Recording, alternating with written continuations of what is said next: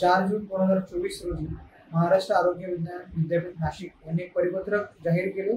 त्यानुसार महाराष्ट्रातील सर्व वैद्यकीय महाविद्यालयातील अंडर ग्रॅज्युएट आणि पोस्ट ग्रॅज्युएट विद्यार्थ्यांच्या ज्या हिवाळी सत्रातील ज्या परीक्षा आहेत त्याच्यामध्ये एकही दिवसाचा गॅप लेखी परीक्षांमध्ये देण्यात येणार आहे असं त्यांनी जाहीर केलंय। याच्या सर्व विद्यार्थ्यांच्या वतीने आम्ही state association of state medical interns असमी निषेध करते।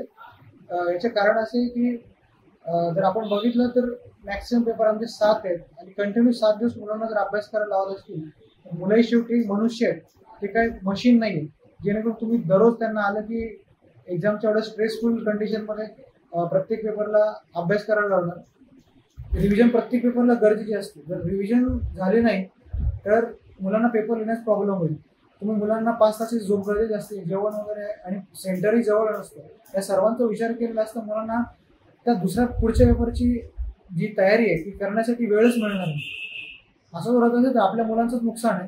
त्यांना जो मेंटल त्रास होईल, मानसिक त्रास होईल याचा विचार पण विद्यापीठाने करायला पाहिजे। आम्ही असमीच्या वतीनं विद्यापीठाला विनंती करतो की आपण आपल्या निर्णयावर पुनर्विचार करावा। एबीपी माझा, उघडा डोळे बघा नीट।